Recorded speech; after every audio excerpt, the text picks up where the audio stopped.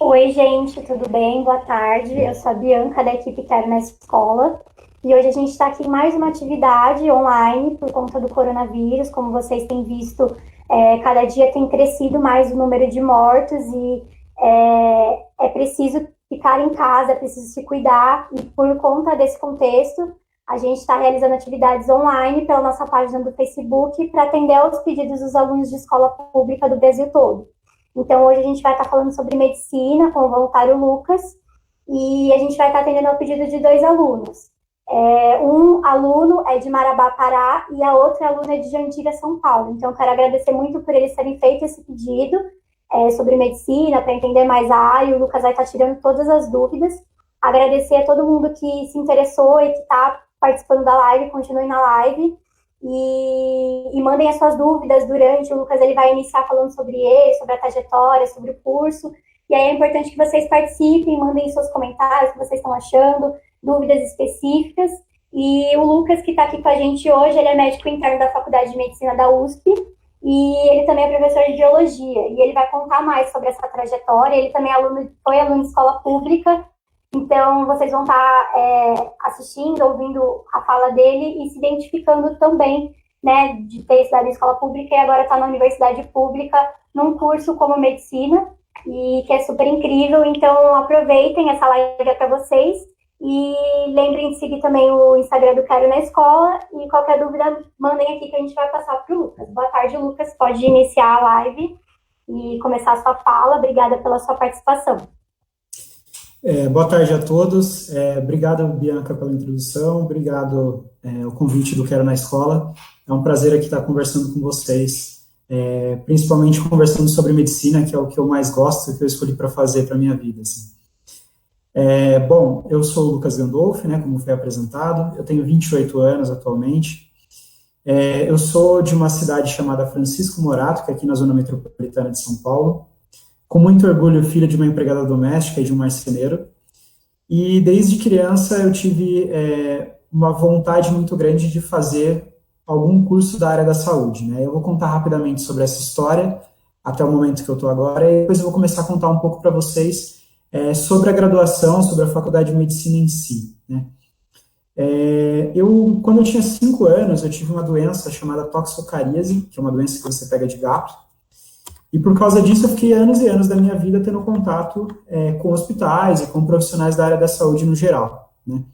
E isso mudou bastante a minha vida de várias formas, porque num primeiro contato que eu tive com a saúde na minha vida, era na UBS, próximo de casa, e eu não entendia por que os médicos não sabiam conversar com pessoas. Né? Por que os médicos não olhavam as pessoas nos olhos, não resolviam os problemas dessas pessoas. Né?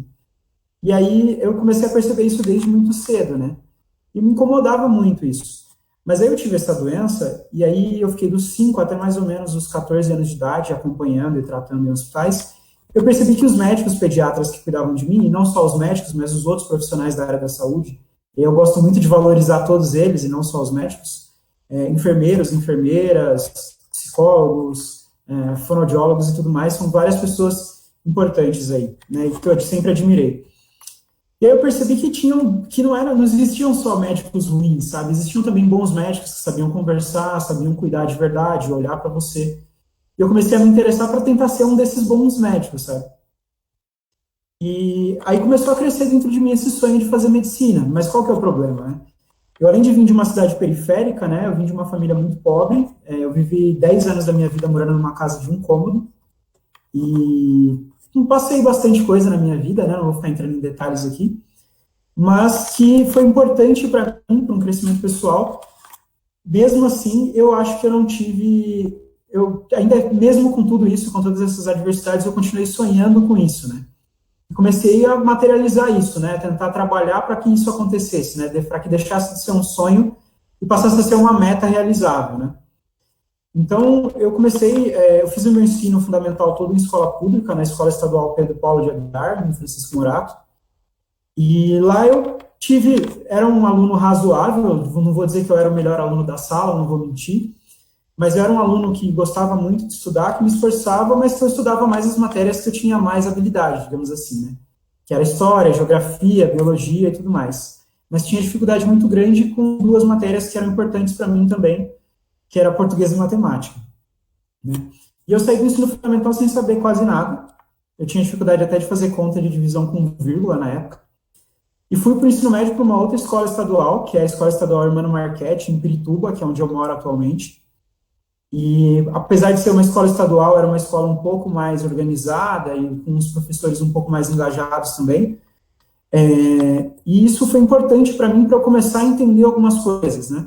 Então, eu tive ótimos professores de biologia que me incentivaram muito. Um beijo, professora Ana. Tive professores de história, de geografia, de matemática, inclusive, ótimos professores, e que não só me ensinaram esses conteúdos, mas que também me incentivaram a estudar, a acreditar que eu poderia passar no vestibular, que fazer ensino superior, fazer a faculdade que eu queria era possível, né? E essa foi uma coisa muito importante. Aí eu saí do terceiro ano do ensino médio, fui prestar a FUVEST, e na época a nota de corte foi 72, se eu não me engano, e eu tinha feito 34. Então eu fiz menos que a metade da minha nota de corte no primeiro ano que eu prestei FUVEST, né? E aí eu fiquei naquela, putz, fui mal pra caramba, e agora como é que eu vou fazer? E pela minha irmã, que hoje é historiadora, né, fez história na USP, foi a primeira pessoa a fazer universidade pública da minha família, aliás, a primeira a fazer universidade, e ela me apresentou alguns cursinhos populares, né? Inclusive eu fiz cursinho da Poli, eu fiz o Med Ensina, que é da Faculdade de Medicina da USP, e também fiz, no último ano de cursinho, eu fiz Cap Jovem, que também é um projeto social, gratuito, e que ajuda muitas pessoas a passar no vestibular, né? Mas aí foi uma trajetória bem longa, assim, né? Porque no primeiro ano de cursinho eu prestei e fiz 34. Aí o primeiro ano de cursinho, dos 5 anos de cursinho que eu fiz, 4 eu trabalhei, e era uma rotina super extenuante, né? Eu tinha que trabalhar porque eu tinha as minhas outras necessidades a cumprir, né? E aí eu prestei no segundo ano e fiz 37, então aumentei 3 pontos. Aí eu falei, poxa, agora, beleza, né? Se continuar nesse ritmo, daqui a 40 anos, quem sabe eu passe, né? Mas eu comecei a mudar um pouquinho a minha postura e principalmente começar a admitir que eu vim da escola pública com algumas dificuldades muito básicas, principalmente de literatura, de gramática, de matemática e de física, né? Eram as matérias que mais me perturbavam em relação ao vestibular. E aí eu comecei a trabalhar essas dificuldades básicas, começar do zero, tipo, aprender 4 operações, frações, divisões e tudo mais, para tentar lidar um pouquinho com isso e tentar consertar essas dificuldades básicas para que a gente sim conseguir avançar nessas matérias, né? Aí eu aprendi também as 10 classes gramaticais e tudo mais, fui avançando nisso.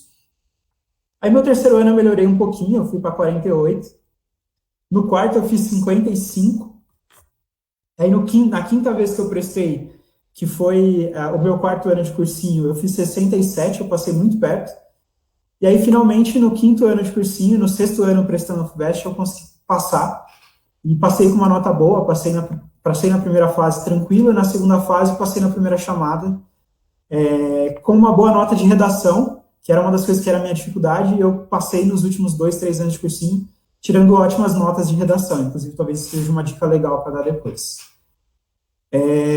E foi uma coisa muito importante, assim, para mim, para minha família, porque eu sempre acreditei muito que eu poderia ser médico, poderia estudar isso, mas confesso que ao longo dessa trajetória as pessoas foram começando a me desincentivar disso e começando a achar que talvez eu não poderia, né? Mas eu tenho um orgulho e uma gratidão muito grande pelo meu pai, que foi a pessoa que do começo ao fim me incentivou muito, apesar de ter só o ensino fundamental, de não ter estudado e tudo mais. Ele me incentivou muito o tempo todo a me manter, a continuar, que uma hora ia ser possível, né? E aí, com a ajuda de muita gente, aí isso é um dos pontos que eu valorizo muito, é que ninguém consegue nada sozinho. Então, com a ajuda de muitos professores, de alguns amigos, de várias pessoas que me apoiaram e me auxiliaram muito durante esse período, eu consegui passar na melhor faculdade do país em medicina, na minha opinião, e no curso mais concorrido. E ainda mais disso, trabalhar e estudar num lugar onde que meu pai trabalhou como oficial de manutenção. Então, assim, o filho dele está entrando nesse mesmo lugar como médico, né? Então, para mim, isso é um orgulho muito grande, como futuro médico, né, no caso. Quase médico agora. Então, essa foi minha trajetória, sabe? Foi uma coisa muito de luta, né? De ter que trabalhar. Eu comecei a trabalhar com 14, 15 anos e eu só parei com 23. que foi no ano que eu passei. Entendo que as pessoas que vêm da periferia, como eu, têm uma rotina diferente e têm que adaptar o estudo a outras coisas, e talvez não cresça na velocidade que talvez a gente gostaria, mas o que vocês têm que guardar para vocês é que cada um tem o seu tempo, né? Cada um tem a sua forma de conseguir aprender e guardar as coisas que você precisa saber para o vestibular, mas que você precisa continuar caminhando e sempre se adaptando às coisas. Inclusive, admitir as suas próprias dificuldades, trabalhar em cima dessas dificuldades, porque é isso que vai fazer vocês conseguirem alcançar a desejada vaga no vestibular. E apesar de eu ter passado em medicina na USP, que é um lugar que eu gosto muito, eu tenho que falar uma coisa para vocês que é importante também. Eu conheci vários colegas e vários amigos que ficaram durante muito tempo focando em querendo medicina num lugar só. E aí a principal dica que eu quero deixar para vocês aqui é: não escolham a faculdade só. Escolham principalmente o curso. Queiram medicina. Porque se você for um bom aluno, se você gostar de estudar, se você se empenhar, você vai ser um bom médico, independentemente de qual faculdade você seja, se na A, B ou C. Desde que essa faculdade tenha um bom hospital-escola vinculado e bons professores, você pode ser, sim, um bom médico. Tá? E a principal coisa é gostar de gente. Para ser médico, você pode até não gostar tanto de sangue, aí já entrando um pouco na carreira médica, você pode até, talvez, não gostar um pouco de sangue, ou ter dúvidas se você vai saber lidar com a morte, com o sofrimento das pessoas e tudo mais. Mas o que eu posso falar para você é que muitas pessoas entram assim na faculdade e acabam aprendendo muitas coisas e aprendendo a lidar com isso. Então, isso não deve ser um empecilho para você fazer medicina. A única coisa que você tem que ter em mente é: você tem que gostar de gente e tem que gostar de estudar, porque a gente estuda bastante. Tá bom?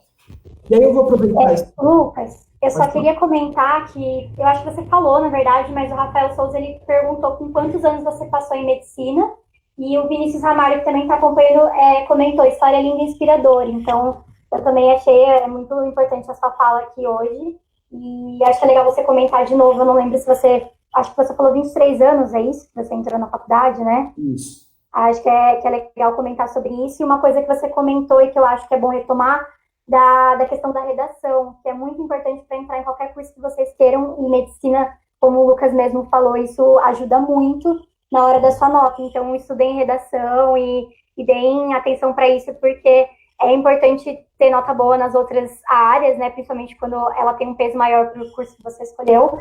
Mas pensar na redação é muito importante também, que o Lucas tinha falado, fica a dica, né? Acho que é uma dica muito importante. E aí é isso. Aí, se você quiser comentar já depois disso sobre a carreira, acho legal também para a gente ir seguindo. Beleza. Então, eu vou retomar primeiro a primeira pergunta, né? Eu passei, sim, com 23 anos de idade, então eu passei 5 anos depois que eu finalizei o ensino médio, né? E eu acho que foi não só um processo da minha vida, da minha história, né? Que eu precisava trabalhar, inclusive para bancar algumas coisas relacionadas ao estudo e cursinho, né? Porque apesar de ter feito cursinhos populares, não é só o cursinho, né? Tem passagem, alimentação e tudo mais. Mas sim, eu passei com 23 anos e para mim, foi até importante, porque eu vejo que eu entrar um pouco mais velho na faculdade me faz lidar de uma forma diferente do que os meus colegas que entraram com 19, 20 anos e têm uma cabeça ainda não tão amadurecida, né? Então, eu acho que para mim foi até interessante entrar com essa idade. E só para retomar rapidinho a questão da redação, tenham em mente uma coisa: você aprender a escrever de uma forma satisfatória, de uma forma que as pessoas entendam claramente o que você está querendo dizer, não é só importante para a redação do Enem, da FUVEST, do que seja. É importante também para uma prova de segunda fase, independentemente do vestibular que você for fazer, e dentro da faculdade você vai escrever muito, você vai apresentar seminários, vai apresentar projetos, e vai apresentar não só de forma oral, mas também de forma escrita. Então, assim, saber escrever é fundamental. Eu demorei durante muito tempo para pegar a mão de fazer isso, mas o que eu posso falar para vocês é que no meu último ano de cursinho, em que eu fazia uma redação por semana, eu evolui muito em relação a isso, e eu acho que isso se refletiu no final do ano nas notas que eu tirei, tanto na FUVEST segunda fase, nas provas escritas de matérias gerais, quanto na prova de redação da FUVEST, quanto na prova de redação do Enem, que eu também tirei uma nota boa, eu tirei 950 no ano que eu passei. Então, assim, a dica maior que eu dou para vocês é: não fiquem encanados em fazer uma ótima redação já no começo. Fiquem encanados em treinar bastante, porque isso é uma questão de treino, não é uma questão de saber ou não saber escrever, tá bom? E aí eu vou agora entrar um pouquinho na carreira médica, né, que é o que todo mundo tem curiosidade de saber. Bom, o curso de medicina, ele normalmente ele tem 6 anos, né, de graduação, e ele é dividido em 3 partes separadas em todas as faculdades no currículo médico, né. Então, as 3 partes são o ciclo básico, né, em que a gente aprende anatomia, fisiologia, embriologia, histologia, que nada mais é do que o estudo das partes mínimas do corpo, né? Então, estudar células, estudo os tecidos, os sistemas, tudo aquilo que a gente já vê no ensino médio, principalmente, né, em biologia, mas que a gente retoma de uma forma bem mais aprofundada e bem mais científica, digamos assim, né? E aí, a segunda parte da graduação é o ciclo clínico, né? Então, o ciclo clínico a gente começa a estudar o que é a fisiologia normal do corpo humano, né, e dos vários sistemas do corpo humano, e o que não é normal, né, que a gente chama de patologias, que são as doenças. E aí a gente começa a estudar todas as doenças conforme os sistemas. Então, as doenças do sistema nervoso, as doenças do sistema respiratório, as doenças do sistema hormonal, do sistema endócrino. Então, a gente vai passando por todos os sistemas e aprende todas as doenças relacionadas a eles. E, por último, a gente tem o internato, né? O internato é basicamente o momento Grey's Anatomy, assim, né? Para quem gosta de séries médicas. É o momento em que a gente para de estudar as coisas na teoria, que a gente sai dos anfiteatros e a gente começa a ter estágios práticos já em contato com os pacientes, né? Então, a gente passa por vários ambulatórios, várias enfermarias, pronto-socorros, e vai ter contato mais prático com pacientes, inclusive supervisionado com médicos já formados e médicos que são docentes além de médicos, né, que estão ali para te ensinar também sobre aquele assunto, né. E é super interessante porque esse é o momento que você já, apesar de não ter o CRM, não ter o carimbo e o registro de médico, você já está atuando como médico. Então é super interessante vocês pensarem isso, que já na graduação isso acontece, né. E aí, falando um pouquinho sobre currículo, é interessante que a Faculdade de Medicina da USP e algumas outras faculdades do Brasil está adaptando o seu currículo, mudando que antes era uma forma tradicional, né, em que tinha todo esse ciclo, como eu falei para vocês, separados, e agora eles fazem uns sistemas mistos, né. Então, tem faculdades como a minha faculdade, que já desde o primeiro ciclo, do ciclo básico, do ciclo clínico, começa já a ter contato com pacientes. E eu acho que isso é legal porque você já coloca a pessoa desde cedo já dentro dessa realidade médica.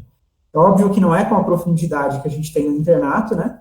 Mas você já começa a ter contato, a aprender a como conversar com o paciente, a como tirar a história clínica, fazer exame físico. Isso tudo é importante para a formação médica, né? Quando você se forma, muita gente tem essa dúvida, né? Fala, é um médico, é um clínico geral? Na verdade, a gente tem, quando a gente se forma, a gente recebe o título de médico generalista, né? Que não é um clínico geral. Quer dizer, é um médico que aprendeu um pouco de todas as áreas. Aí, depois que você se forma, você pode só atuar como médico generalista, né? Você pode atuar na atenção primária, ou às vezes no pronto-socorro e tudo mais. Ou você pode fazer a nossa especialização, que a gente chama de residência médica, né? E aí a residência médica, ela tem uma duração em média de 3 a 5 anos. Depende muito do curso que você vai escolher, da especialização que você vai escolher, né? Então, calcule aí que você vai... para se formar como médico especialista, você não vai gastar 6 anos, você vai gastar mais ou menos de 9 a 10 anos, né? Agora, a partir da residência médica, você já começa a receber, começa a ter um salário e começa a poder dar plantões também. Então, a partir desse momento, você já começa a receber, não é que você vai ficar esses 10 anos sem ganhar nada, né? E é interessante você pensar, começar a pensar um pouco sobre essas carreiras, mas não se prendam muito a uma subespecialidade específica, exatamente porque quando você entra na faculdade, você começa a passar pelos estágios, a sua cabeça vai mudando muito. Então, você acha que você gosta de uma coisa, e quando você conhece, você descobre que talvez não goste, e você se apaixona por outras coisas. Eu vou dar um exemplo. Eu entrei na faculdade querendo ser psiquiatra, eu sempre quis ser psiquiatra, e queria também ser psiquiatra e psicanalista, né?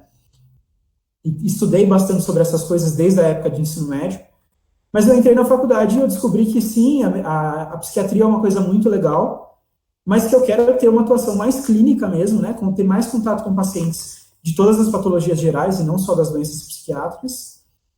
E também me apaixonei por uma outra área que tem muito a ver com a minha história de vida, que é a medicina de família e comunidade, e que é atualmente a minha principal possibilidade de residência médica, né?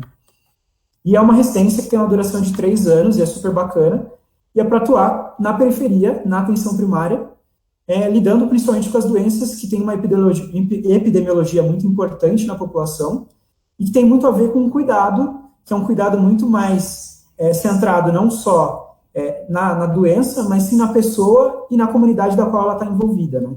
Então, acho que isso tem super a ver comigo, com a minha história de vida. É basicamente isso, né? E aí, pensa um pouco que a carreira médica é uma carreira que existem mais de 63, se não me engano, são 63 ou 64 especialidades médicas possíveis, então são muitas especialidades, tá? E tem para todos os perfis de pessoas. Tem aquelas pessoas, eu não gosto muito de lidar com o paciente, mas eu gosto muito de ciência. Você pode ser um médico cientista. Ou você é aquela pessoa que gosta muito de pessoas, mas você não quer ver pessoas sofrendo. Você pode fazer uma especialidade clínica que você vê pessoas que vão no seu consultório mais tranquilas, que não vão morrendo e tudo mais. Ou senão você é um cara que adora adrenalina. Então, você pode, sei lá, ser um médico intensivista, ser um cirurgião do trauma. Então, assim, a medicina ela tem muitas áreas, ela é muito ampla, e você pode fazer qualquer coisa relacionada a ensino, a pesquisa e a docência. Inclusive, você pode dar aula, depois que você se forma, dar aula de medicina. Então, pense em tudo isso, pense que é uma carreira muito ampla, que abre muitas portas, e que está mudando cada vez mais, sobretudo com a introdução das tecnologias e dos exames de medicina diagnóstica e tudo mais, e que um bom médico é aquele médico que vai, daqui para frente, daqui para o futuro, um bom médico não é aquele que domina a técnica, que domina a ciência, mas é um médico que sabe conversar, porque é o que uma máquina não faz. Porque o que a gente faz, uma máquina também faz, provavelmente a gente vai ser substituído. Mas um bom médico é aquele que sabe conversar, olhar nos olhos e que gosta de gente. Arrasou, a gente tem comentários e perguntas. A gente tem comentário do Beto, que ele mandou boa tarde, parabéns pela persistência, admiro muito.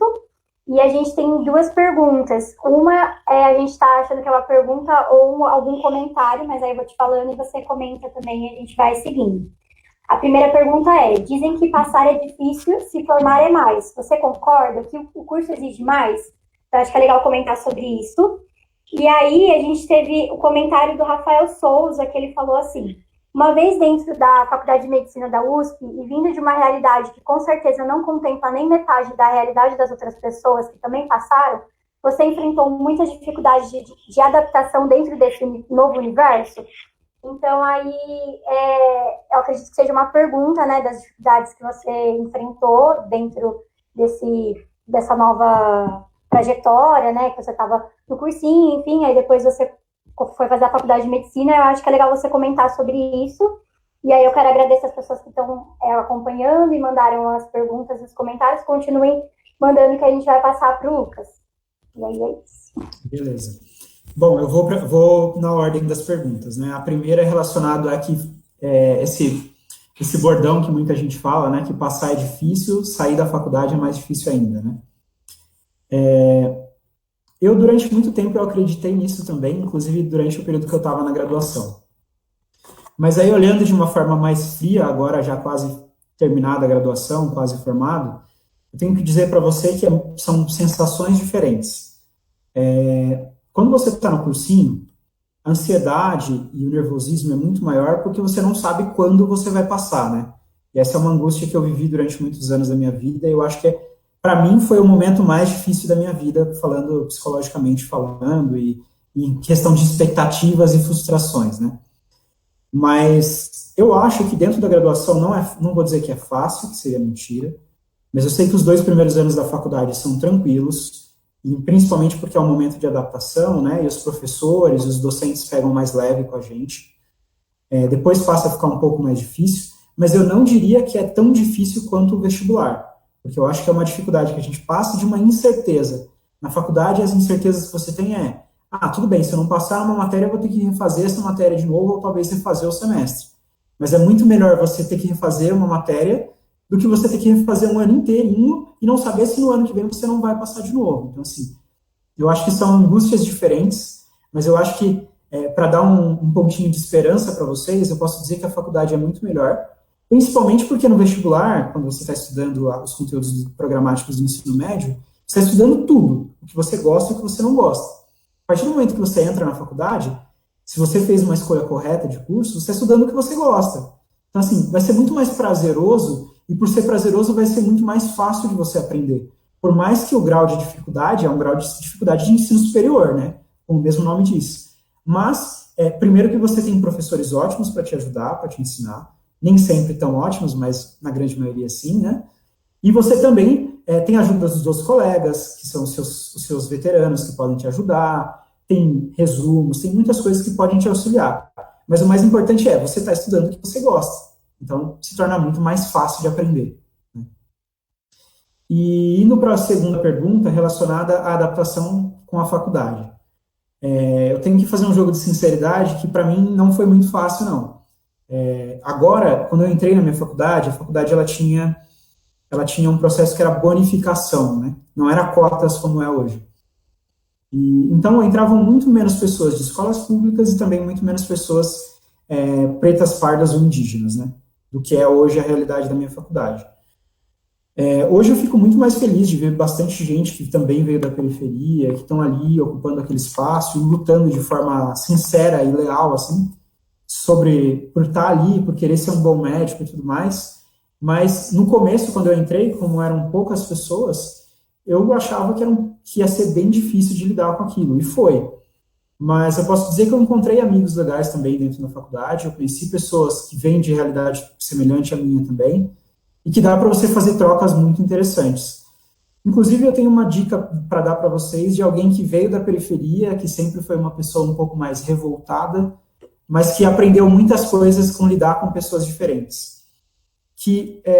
Você vai entrar na faculdade, independentemente do curso que você vai entrar, e tentem olhar as pessoas não pela classe social da qual elas vieram, ou pela quantidade de grana que elas têm, se elas têm coisas mais ou menos, digamos assim, que dá um status maior ou menor para ela, mas sim olhe para a pessoa que ela é de verdade, sabe? Pela forma como ela te trata, pelo respeito que ela tem por você, porque eu acho que respeito dentro da faculdade é uma coisa muito importante, mas não julguem elas pelas classes sociais, e sim pelo que ela é de verdade. E aí conheçam as pessoas, se dê a liberdade de entrar nos grupos, conviver com as pessoas e conhecer elas. Você vai conhecer pessoas que você não gosta, e aí tudo bem, você se afasta, e você vai conhecer pessoas que você gosta, independentemente da classe social que ela vive. Se a relação for boa, vocês vão se manter juntos ao longo da graduação e vai ter ótimas amizades. Então, guardem essa informação, porque dinheiro não faz caráter, e a falta dele também não quer dizer nada, sabe? Perfeito, acho que é super importante essa sua fala agora, né, desse processo dentro da graduação. Inclusive, a gente teve outras atividades sobre temas de outras áreas, então, de psicologia, administração, então, eles também trouxeram bastante essa percepção dentro da graduação e como que é depois essa área. Eu acho que é legal comentar isso da faculdade, né, das diferentes realidades, diferentes contextos, e que é uma troca constante e que a faculdade é um momento muito incrível, assim, então é aproveitar todas as oportunidades, estudar e fazer as coisas, como você disse, né, de estar o prazer ali, de estou fazendo o que eu gosto, fazendo o curso que eu gosto, acho que isso é acima de tudo, mas esse seu comentário, o último comentário foi muito importante. Aí eu queria que você falasse agora, na verdade, você falou sobre internato, eu sou muito leiga nesse assunto, então eu queria que você comentasse mais sobre o que é internato.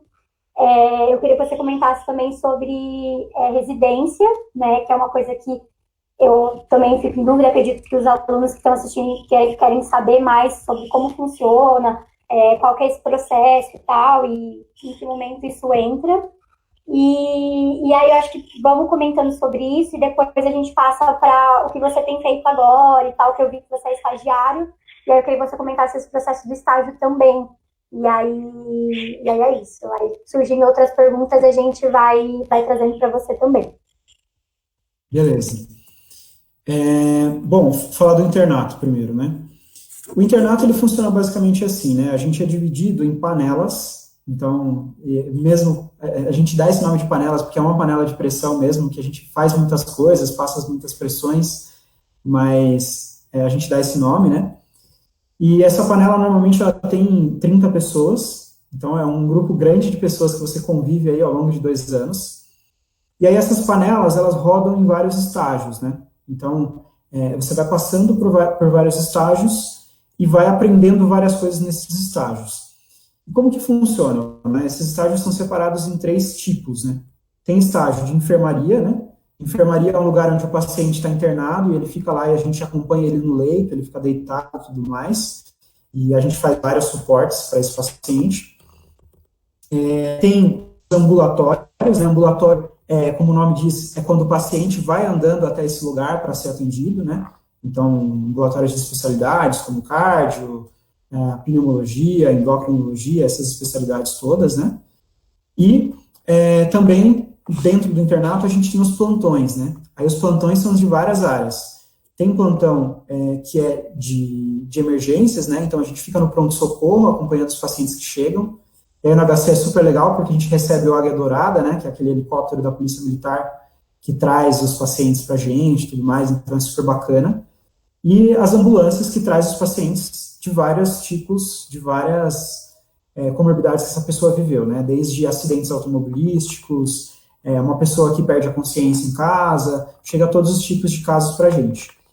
Inclusive nos pronto-socorros de áreas de especialidades, né? Por exemplo, um dos pronto-socorros que eu mais gostei de passar foi o pronto-socorro obstétrico, em que eu fiz pelo menos fiz ou acompanhei pelo menos uns 20 partos. Eu acho que é uma experiência de vida, assim, super importante.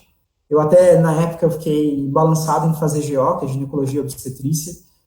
E eu acho super bacana esses estágios, porque você pega a mão de como ser um médico e lidar com as diferentes situações, né? Desde de uma experiência de ambulatório, né, em que o paciente chega bem, conversa com você e tudo mais, até uma experiência em que você está num pronto-socorro, chega um paciente politraumatizado, você atende, esse paciente entra a óbito, e aí você tem que fazer a certidão de óbito desse paciente, você tem que conversar com familiares, e aí tudo isso é um aprendizado, sabe? E a medicina tem um pouco de tudo isso. E a gente pega muito a mão no internato dessas coisas, né? Então, a gente passa principalmente no 5º ano em ambulatórios, né, que é um pouco mais light, e aí no 6º ano a gente passa nos ambulatórios de enfermarias, né, e aí no 6º ano a gente pega muito plantão. É aquela coisa, né, plantão é de 12 horas, você pode dar plantão de 24 horas, então é um pouco puxado sim, mas a gente consegue lidar com isso e se adapta, né, o hospital tem lugar para a gente dormir, a gente janta, almoça no hospital, então tem toda uma estrutura para a gente poder ficar essas todas as horas que a gente fica no hospital. E Eu como ia, isso é sentido? eu ia te falar que a gente teve algumas perguntas aqui. O aluno Saulo, que pediu por medicina no nosso site, ele mandou pelo WhatsApp, e ele queria saber se o internato está incluso nos 6 anos de faculdade. É como você estava comentando sobre isso, acho que essa é a primeira pergunta que eu vou passar, aí se você já quiser responder. E a gente tem outras 3 perguntas, então aí a gente tem mais outra pergunta que chegou agora também. Mas enfim, que eu comento essa do internato e eu já passo as outras. Sim, respondendo a pergunta, o internato é dos 6 anos, é os 2 últimos. Então, são 4 anos de graduação, né? Que, na verdade, tudo é graduação, mas são 4 anos de graduação, que é um ensino mais teórico, né? De anfiteatro e tudo mais, e 2 anos de internato, que são estágios práticos. Então, são dentro dos 6 anos, sim. Perfeito. A gente teve a pergunta do Roberto Coelho, que está participando, que ele perguntou o que mais te surpreendeu no curso de medicina da Faculdade de Medicina da USP. E a gente teve uma pergunta que eu gostei muito, acho que para quem é fã é muito bom, que é: Grey's Anatomy parece com a nossa realidade no Brasil? Então essa pergunta eu achei muito boa, inclusive para quem estava com essa dúvida guardada por muitos anos, agora o Lucas vai tirar para a gente. Eu achei muito boa essa pergunta. E aí responde essas duas e eu já passo as outras para não ficar confuso. As coisas que mais... Vamos para a primeira, né? O que mais me surpreendeu dentro da graduação na USP. Vou pedir desculpas pelo barulho da rua, tá? Bom, o que mais me surpreendeu, a primeira coisa foi... Quando eu entrei na faculdade, eu sempre achei que ia lidar com a morte de uma forma super difícil, né? E aí, já nos primeiros anos de faculdade, a gente tem contato com autópsia, né? Que é você abrir um cadáver para estudar a causa da morte dele, né? Estudar por que ele morreu. E eu, fiquei um pouco encabulado no meu primeiro e segundo ano de faculdade, e aí eu fiquei curioso e resolvi descer para as autópsias, né? E desce quem quer. Isso é uma coisa legal de se falar, que na graduação ninguém expõe a gente por obrigação. E aí uma das coisas era que a autópsia estava lá, e os professores convidavam a gente para ir, mas só ia quem quisesse. E aí eu comecei a descer por curiosidade, e comecei a perceber que dava para aprender muito fazendo autópsia, e que eu sabia lidar bem com aquela questão da morte, principalmente porque, apesar de naquele corpo não haver vida, mas existiu vida em algum momento. Então a gente trata de uma forma respeitosa isso, né? Então foi uma coisa que me surpreendeu, a forma de como eu aprendi a lidar com a morte dentro da graduação, né? E aí teve outras situações em que eu me lembro de uma senhorinha que lembrava muito a minha mãe, que era uma cozinheira, e eu acompanhei ela durante um bom tempo, e ela tinha um tumor tinha um tumor no pulmão, né? Não vem aqui entrar em detalhes do tipo, eu ia entrar, mas não preciso. E ela teve metástase cerebral, que foi o que levou ela a óbito, né? E aí eu acompanhei essa senhora no estágio do 5º ano do internato, por um mês na enfermaria, e eu conversava bastante com ela. Eu sou uma pessoa que gosta muito de conversar, então brincava, falava para ela que quando ela saísse de lá, ela ia fazer uma feijoada comigo para comemorar e tudo mais. E essa paciente veio a óbito, né? Depois de um mês e tudo mais, o tumor deu uma metástase cerebral que cresceu, acabou obstruindo uma artéria e ela acabou falecendo. E para mim foi um aprendizado muito grande de como lidar com as pessoas, e aí eu fiquei durante muito tempo pensando se eu precisava ser mais frio ou não. Eu descobri que não, eu descobri que a morte é um processo relacionado à vida, né? E que tem formas de se lidar com isso, e de você respeitar a pessoa e tratar a pessoa da melhor forma possível até o último momento da vida dela. Eu acho que isso é uma coisa mais importante até do que o médico ficar tentando salvar vidas. Sim, fornecer qualidade de vida para as pessoas, independente do momento da vida que ela está, né? E outra coisa que me surpreendeu muito dentro da graduação foi a questão do parto, que eu comecei a participar de muitos partos e comecei a valorizar muito a questão da vida também, né, desde o início até o fim, né, porque a gente estuda uma coisa na faculdade que vocês vão estudar que chama ciclos da vida. A gente estuda a vida como um todo e não só as partes, né, como a gente aprende às vezes. É super bonito olhar essas coisas, e eu olhei as primeiras partes que eu fiz, eu ficava emocionado desde o comecinho até o fim, assim, sabe? E eu acho que é bacana vocês saberem que a gente médico, a gente controla muitas emoções, né? Ao longo das diversas situações que a gente vive. Mas você não precisa ser uma pessoa fria para você ser médico. Você pode ser uma pessoa que se sensibiliza, que se emociona e tudo mais, e você vai aprendendo a controlar isso ao longo do tempo. Mas saibam que para ser médico você não precisa ser frio e calculista só porque você vai lidar com sangue, com morte, com um monte de coisa. Porque você está lidando com um ser humano, e todo ser humano tem vida, tem sentimentos, tem tudo mais, e você também tem os seus. Então, reconhecer a sua própria humanidade também é bom para você ser um bom médico, né? Então, isso é super legal de vocês saberem. Foi essas coisas que mais me impressionaram. Além disso, eu fiquei muito, muito impressionado com medicina intensiva, com UTI, e com primeiros socorros, que é uma coisa que eu aprendi a gostar muito. Eu acho que a adrenalina que essas coisas me proporcionam é impagável, e toda vez que eu faço isso eu lembro dos meus sofrimentos de anos de cursinho, em que eu ficava estudando e não sabia se ia passar, e não saberia se valia a pena. Hoje eu posso falar de boca cheia. Vale a pena. Estudem que vale a pena. Nossa, esse último comentário seu sobre humanidade e tal, e reconhecer essa humanidade, eu achei incrível, assim, nunca tinha parado para pensar, porque realmente é uma emoção, como você disse, o parto, a gente nunca se coloca no lugar do médico, né? E o médico se colocar no lugar do paciente, eu acho que é essencial para conseguir entender e lidar com aquela situação. Então, eu achei incrível a sua fala também, agora, né, nessa parte que você respondeu. Aí tem a pergunta do Grey's Anatomy, que se você quiser responder, eu acho que é legal, mas a gente tem outras perguntas que eu já vou passar agora, então, que a gente teve a pergunta. Se eu fizer um empréstimo...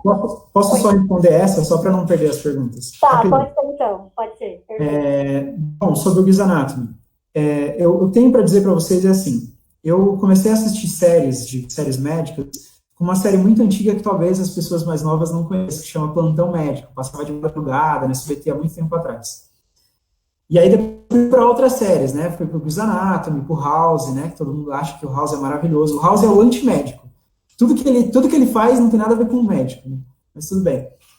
E essas séries, elas são interessantes para você entender um pouco a rotina, para você ajudar um pouco a entender que às vezes tem adrenalina, às vezes nem tanto. que você tem provas, tem um pouquinho de pressão, é legal para você entender isso. Mas entendam que vocês vão se formar e vão estudar no Brasil. E a gente tem um sistema único de saúde, que é maravilhoso e tudo mais, mas que tem as suas dificuldades, e que não é tudo lindo e maravilhoso, assim como parece um Grey's Anatomy. Inclusive, as coisas não são só aquele romance em que as pessoas se veem, se apaixonam, acontece um monte de coisas. Às vezes a graduação é um pouco mais estudo pra caramba e muito menos isso. Mas vocês também podem aproveitar e também vão poder ter muitas coisas relacionadas ao lazer dentro da faculdade também. Então, o que eu diria para vocês é assim, assistam como uma série, como uma ficção que é. Ajuda vocês a entenderem a rotina? Ajuda. Mas entendam que vocês vão entrar no Brasil, em hospitais que são diferentes, uma rotina diferente, e que é isso que é a medicina de verdade. E aí vocês têm que gostar dessa medicina de verdade para ser um bom médico. E não ficar se iludindo com uma medicina que é bonita, mas que não corresponde à realidade brasileira. Não,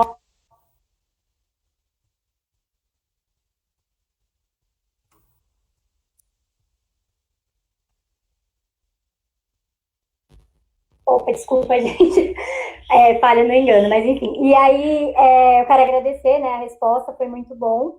E eu só queria comentar que o aluno Anderson, que também se interessou por essa atividade, está acompanhando, e eu quero agradecer a presença dele também. E as outras pessoas que estão mandando comentários, que estão mandando perguntas, quero agradecer mesmo. E aí eu já vou passar as próximas perguntas, então, tudo bem, Lucas? Tudo bem. Aí a gente vai seguindo. Então, a pergunta que a gente teve foi: se eu fizer um empréstimo para passar no vestibular, quando eu vou começar a ganhar como médico e pagar? Tem linha específica de empréstimo? E quanto ganha um médico residente?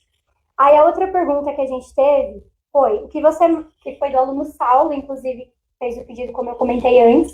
Ele falou: o que você mais achou difícil na faculdade? Aí eu vou passar essas duas e depois e aí eu vou comentar que o Rafael Souza, ele falou: ter inglês intermediário e avançado é estritamente necessário dentro da faculdade. Naquele momento que a gente estava falando sobre as universidades e tudo mais, e da importância, né, de coisas que a gente vivencia lá dentro, e aí o Lucas comentou da faculdade de medicina, de como foi para ele, aí o Rafael trouxe esse comentário e eu estou trazendo agora. Então, aí, passando essas duas perguntas, aí eu já passo as próximas e aí a gente vai seguindo. Tá bom.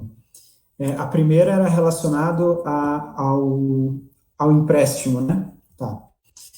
Bom, eu acho que assim, o custo de graduação médica, não sei se vocês já pararam para calcular, mas custa, e é bom vocês terem isso em mente, principalmente se vocês forem fazer uma universidade pública, custa em torno de 600 a 800 mil reais ao todo, né? Então é um curso que costuma ser caro, que a mensalidade varia lá em torno de 5 e 7 mil por mês.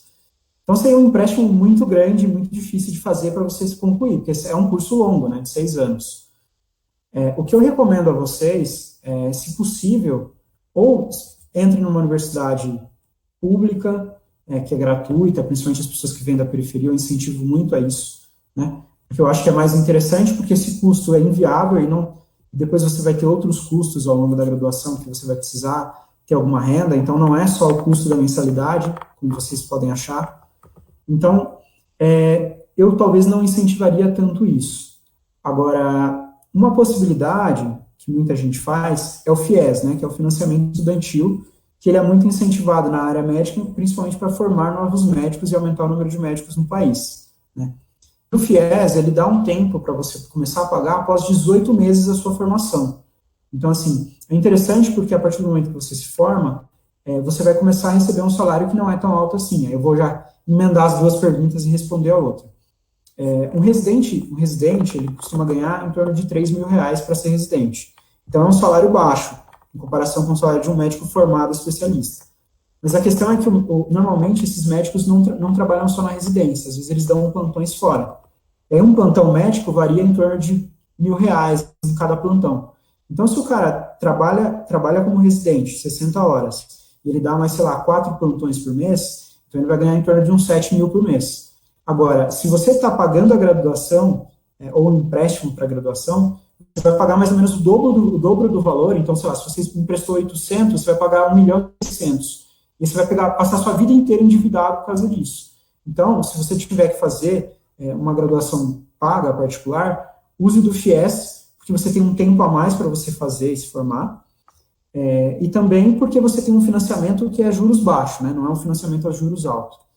E outra coisa importante de você pensar é que não necessariamente você precisa fazer uma residência.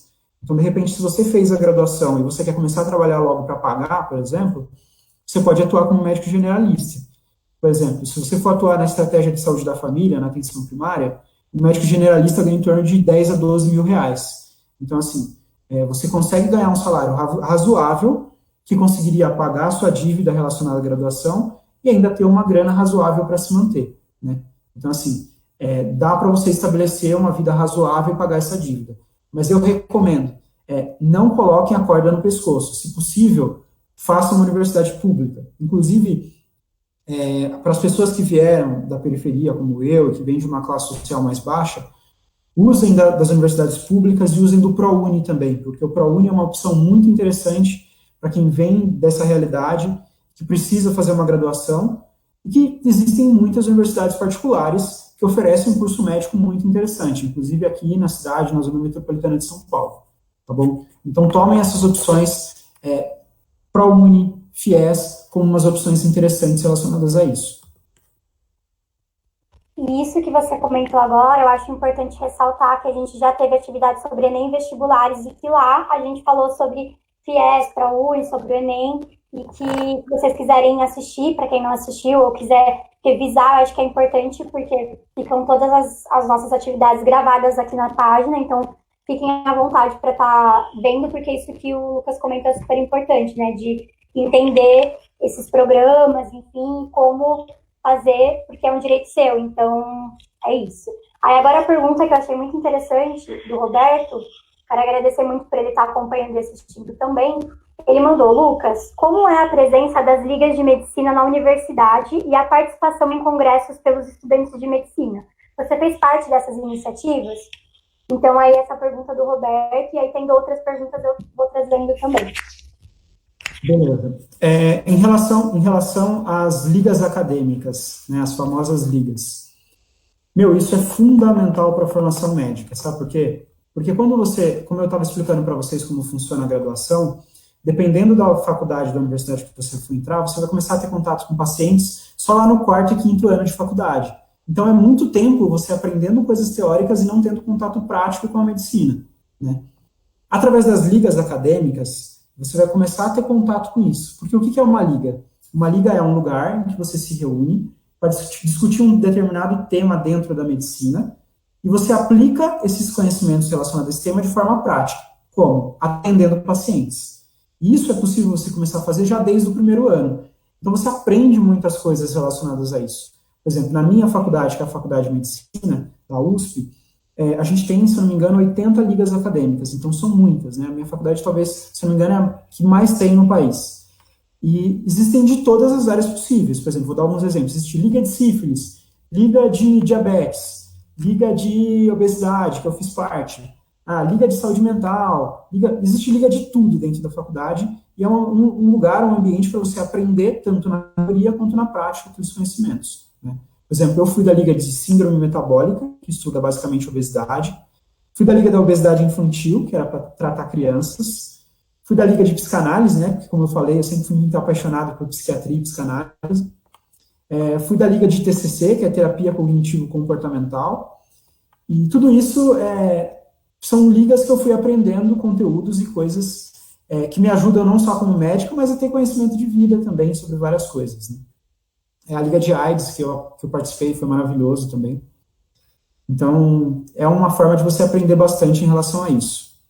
E ele tinha perguntado mais alguma coisa além das ligas, o que era mesmo? Se você tinha participado, espera só um segundo, deixa eu pegar a pergunta aqui.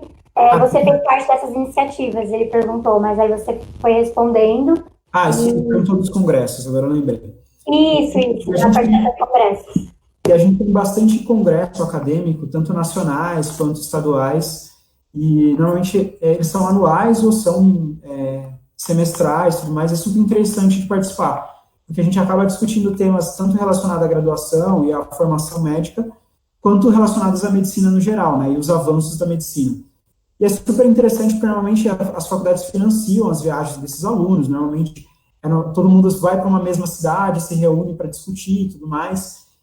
Você pode ir como delegado ou como observador, então são atividades super interessantes. Como a principal entidade do Brasil, que é a DENEM, que é a Liga de Estudantes Universitários de Medicina, e também, além disso, tem outros eventos, além de congressos, que são as competições acadêmicas, né? Como para a gente tem o Intermed, né, que compete várias escolas de medicina do país, tem a Calomed, que é só para os calouros, e tem várias competições que são relacionadas a esportes, mas também tem competições científicas relacionadas à medicina também. Isso tudo é super interessante. Legal, a gente teve mais perguntas. A pergunta é: quanto tempo eu insisto neste vestibular e tem hora de desistir? E a outra pergunta é: vale fazer outro curso e tentar depois ou fazer transferência? E uma última pergunta para a gente já ir finalizando, porque já está dando o horário, né? E tem a ver com o coronavírus, né? E aí é uma pergunta mais sobre a sua percepção, né? De como está sendo estar no hospital agora com essa questão do coronavírus, né? Com todo esse contexto. Então, seria legal você comentar também para finalizar. Então, seriam essas 3 perguntas e é isso. Tá, só me recorda a primeira, desculpa. Não, imagina. Quanto tempo eu insisto nesse vestibular de medicina e se tem hora para desistir? Certo.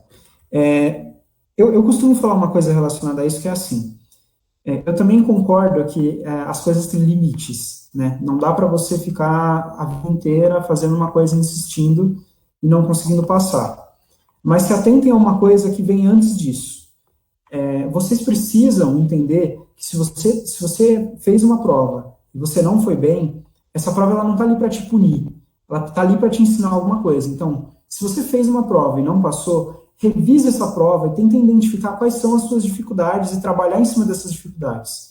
E o que eu vejo que muita gente que fica fazendo vários anos de cursinhos é porque insistem nos mesmos erros, insistem, por exemplo, em não estudar determinadas matérias ou não olhar para suas próprias dificuldades básicas e por uma questão de medo de demonstrar ter dificuldades, demonstrar que talvez não saiba tudo e tudo mais. Mas a gente precisa fazer um trabalho que é de humildade, de admitir as suas dificuldades, admitir aquilo que está te prendendo de evoluir e trabalhar em cima dessas dificuldades. E, sobretudo, de um ano para outro de cursinho, ou até mesmo do ano de ensino médio para passagem para um ano de cursinho, procurem sempre estar mudando, sempre inovando na forma de vocês estudarem, mudando o método de estudo, porque se você está insistindo na mesma forma de estudar, do mesmo jeito, e não está evoluindo, pode ser que o problema não seja porque você não consegue aprender e já deu o seu limite. Às vezes é porque você está estudando de uma forma que não é a melhor para você. E aí tem que deixar claro que cada um tem uma forma melhor de estudar. Por exemplo, eu descobri que eu lendo teoria, se eu pegar e começar a ler um monte de livro, talvez eu não consiga aprender tão bem. Eu aprendo muito melhor fazendo os meus próprios resumos, aprendendo todo o conteúdo básico relacionado a um tema, e aí depois disso eu vou me aprofundando e entendendo os temas que estão relacionados a ele, né? Então, assim, cada um tem a sua forma, né? Por exemplo, eu descobri que eu lendo redação, eu não aprendia tanto quanto fazendo redação. Então, assim, mudar o método, tentar aprender o que te deixa mais à vontade de estudar ou não, e o que te faz evoluir mais ou não, tanto em simulados quanto nas provas em si. Né? Então, se atentem a isso, antes de pensar em se já está no meu tempo de desistir ou não, tá bom? E aí, respondendo a outra parte da pergunta, que é relacionado a pedir transferência ou coisas do tipo, eu sou do time que eu acho que não é tão bacana fazer isso, porque a concorrência de transferência é muito alta também. Então, é um outro vestibular que você vai prestar e você já vai estar numa outra vibe. Então, assim, eu acho que é mais interessante você, de repente, fazer mais um ano de cursinho, estudar mais e passar direto, do que você ficar tentando transferência. Porque, de repente, se você não passa, você vai ficar preso a uma outra graduação que talvez você não goste tanto, e sem ter tanto tempo para estudar para o vestibular em si, para passar no curso que você quer. Então, eu recomendo não fazer isso, tá bom? Talvez vocês, quem tem esse plano, talvez ache isso interessante, mas eu pessoalmente não acho. Só retoma a segunda pergunta, por favor. A última pergunta é: como está sendo para você estar no hospital nesse momento de coronavírus? E a gente teve o comentário do Saulo, né, que é o aluno que fez o pedido, ele colocou: estou amando.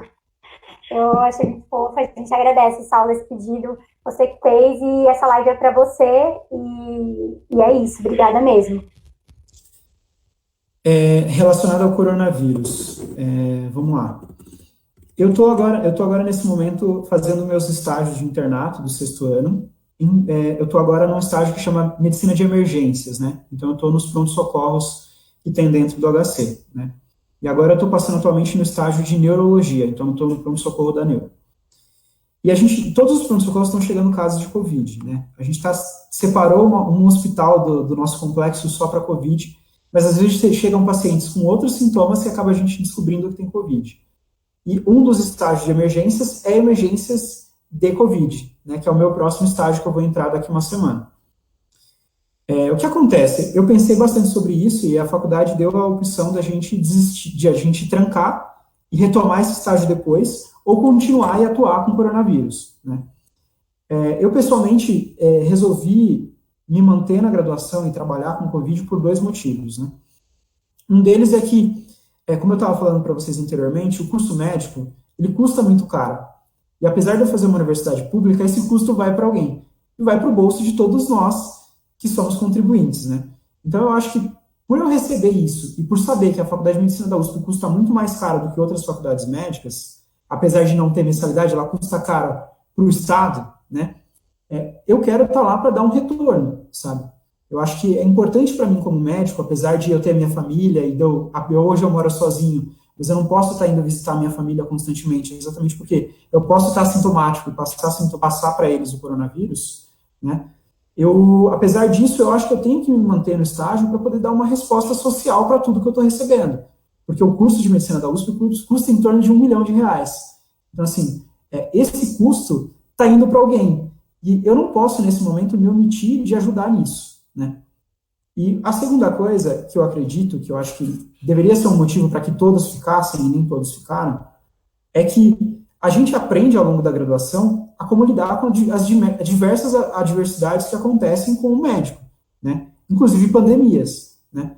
E a gente é preparado para isso. Então, se o médico tiver toda a postura de proteção, de EPIs, e fizer toda a sua higiene de forma correta, a chance dele pegar essa doença é pequena. Eu não vou falar que é nula, mas é pequena, entendeu? E a gente tem todas as formas de se proteger, o hospital oferece todos os mecanismos para isso, né? Inclusive, quem está atuando agora com coronavírus são os internos, do quinto e sexto ano. Mas é tão interessante que alunos de anos anteriores se voluntariaram para trabalhar com isso e vão ganhar um diploma de atuação com coronavírus na pandemia. Então, assim, teve pessoas que preferiram não atuar, e aí eu até respeito algumas dessas pessoas, porque algumas tinham problemas de doença, ou tem pessoas idosas na família, não poderia sair de casa e tudo mais, e eu entendo. Mas eu também aplaudo com muito orgulho todos os meus colegas que escolheram ficar e atuar num momento tão delicado quanto esse da saúde, né? E aí eu vou falar para vocês, é fácil? Eu acho que não é, porque você vê pacientes que chegam e entram em óbito em poucas horas.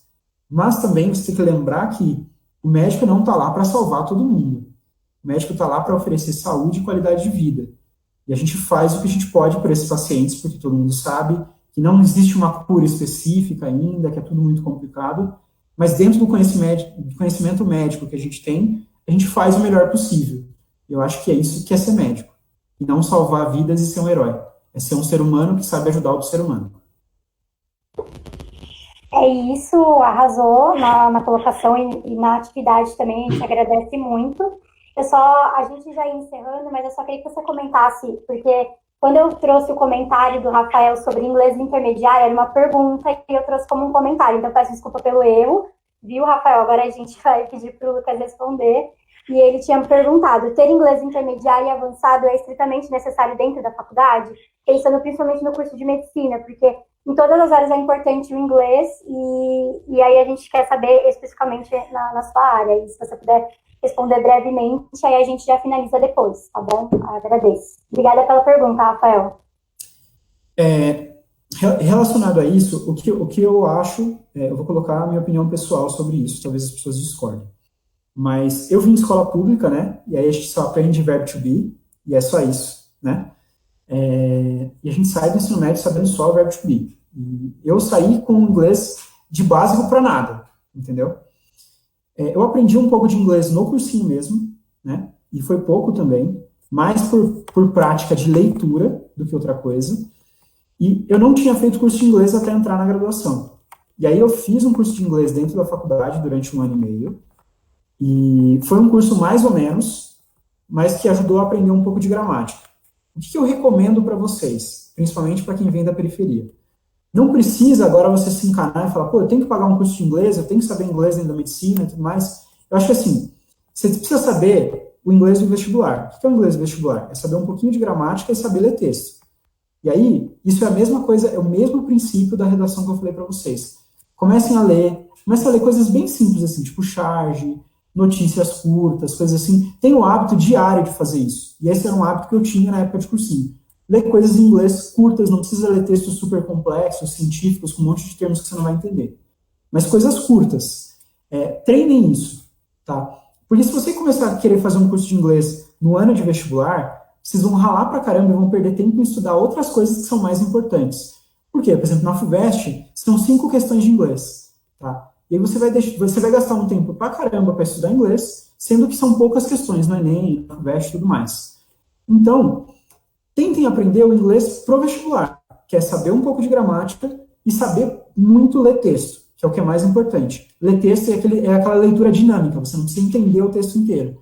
Você precisa pegar, entender as frases e palavras-chave e conseguir entender o contexto do texto, tá bom? E aí, dentro da graduação, você vai ter mais tempo, principalmente nos 2 primeiros anos de graduação, que aí você consegue fazer um curso de inglês, às vezes a graduação tem algum convênio, você vai fazer mais barato, tudo isso. Então, assim, não precisa se encarar tanto com isso.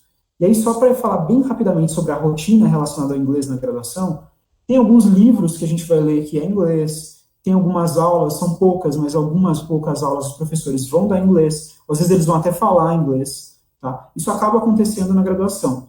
Mas, assim, isso não é determinante para você passar na matéria, porque normalmente o professor recomenda um livro que é em inglês, mas tem um livro que é em português que fala dos mesmos assuntos e você consegue ler e estudar da mesma forma. E às vezes tem resumos de colega, tem um monte de coisa que faz você conseguir lidar com esse negócio de inglês.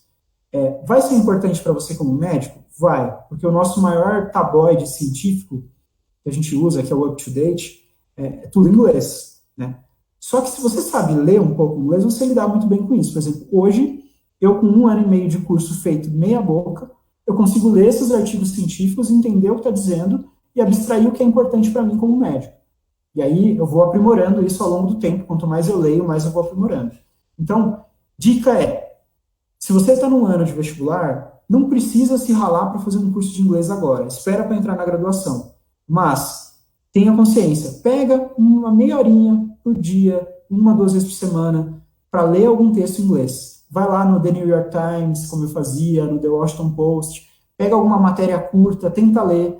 Conseguiu ler? Vai lá no Google Tradutor, joga o texto sem vergonha de ser feliz, leia a tradução, veja se você entendeu mesmo o que está dizendo, e vai treinando isso, que a poucas horas por dia você vai melhorando a sua leitura, que é o que importa para o vestibular. E o que vai te ajudar na graduação também.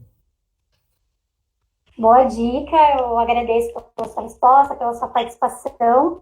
A gente já vai encerrando, então eu quero agradecer muito, Lucas, a sua presença, ter você aqui falando sobre a sua trajetória é muito, muito importante mesmo para todos os alunos que estão acompanhando, para os nossos seguidores da página. Então, obrigada mesmo. Se você quiser falar alguma coisa rapidamente para a gente finalizar, e depois eu já vou para a programação da semana. Tá bom. Eu quero agradecer a todos por ter participado da live, quero muito agradecer o convite do Quero na Escola, da Bianca, por ter me chamado para falar aqui. E quero deixar alguns recados finais para vocês nos highlights. Não se esqueçam, não existem pessoas inteligentes mais ou menos inteligentes. Existem pessoas que treinam bastante e que treinam pouco. Quando você vê alguma história por aí de gente que passou em medicina com facilidade, não fiquem achando que essas pessoas são gênias. São pessoas que começaram a estudar desde muito cedo, mas cada um tem o seu tempo. Então, tudo no tempo de vocês, mas se esforcem, se adaptem, assumam os erros de vocês, peçam ajuda porque ninguém consegue nada sozinho. Mas sonhem, escolham um curso de vocês. Se forem querer medicina, a medicina é maravilhoso. Eu garanto para vocês que vocês não vão se arrepender pelo esforço que vocês vão fazer para passar. Mas tenham na mente de vocês, a insistência é o que leva à perfeição. E se vocês insistirem, vocês vão chegar onde vocês querem.